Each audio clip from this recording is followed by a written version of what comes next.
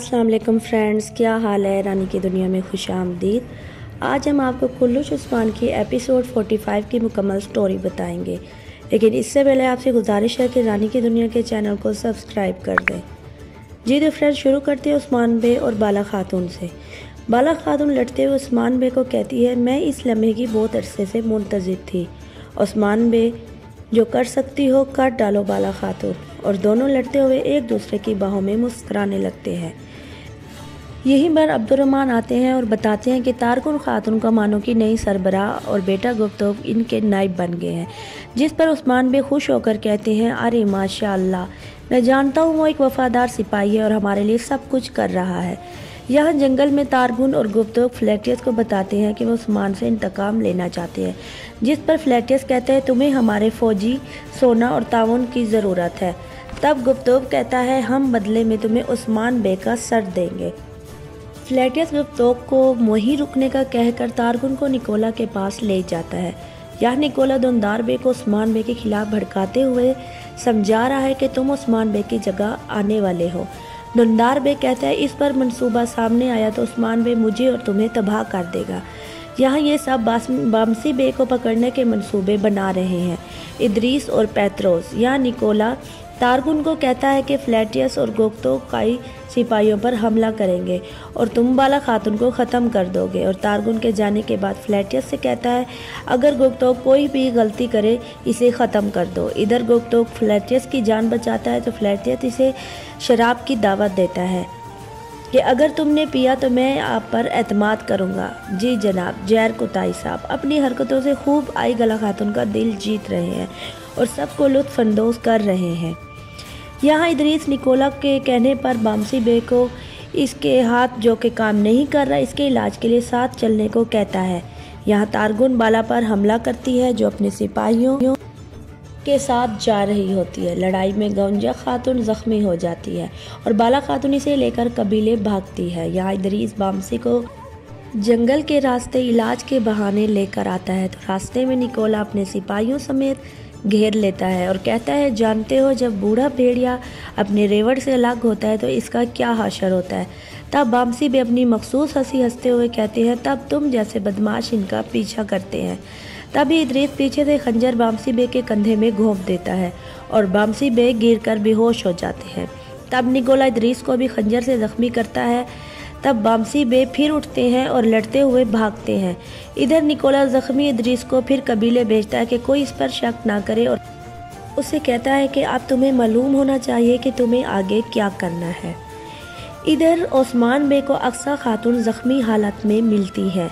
उस्मान बे को मालूम होता है कि बाला खातून पर सबूत जाते हुए तारगुन हमला करती है तो वो गुस्से से इनको बचाने के लिए भागते हैं। इधर बाला जख्मी गोंजा को लेकर जा रही होती है। तारगुन फिर पहुंच जाती है और बाला पर हमला करती है तो उसी वक्त उस्मान भी अपने सिपाहियों समेत वहां पहुंच जाते हैं और सबको मार गिराते हैं, पर तारगुन वहां से भाग जाती है। तब वहां से बुरहान गोंजा को जख्मी हालत में कबीले लेकर आता है और यहाँ बुरहान रोते हुए सुल्तान खातून को कहता है, मेरी गोंजा को बचा लो। इधर इदरीस उस्मान बे को बताता है कि निकोला ने मुझे ज़ख्मी कर दिया है और बामसी बे के पीछे है। तब उस्मान बे बुरहान को कहते हैं, सिपाहियों को तैयार करो। यहाँ वापस आकर तारगुन गोफ्तो को कहती है, बाला मेरे हाथ से निकल गई। अब निकोला के पास के लिए तुम मेरे साथ चलोगे, दस्तावेज लेने के लिए मेरी मदद करोगे।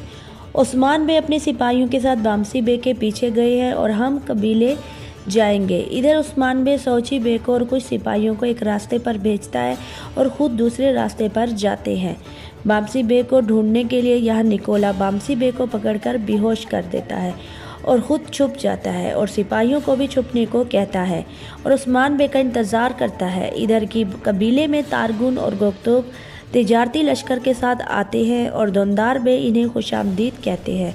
तो हैज़ल खातून दुंदार से कहती है कि सिपाहियों को कबीले से हटा दिया है।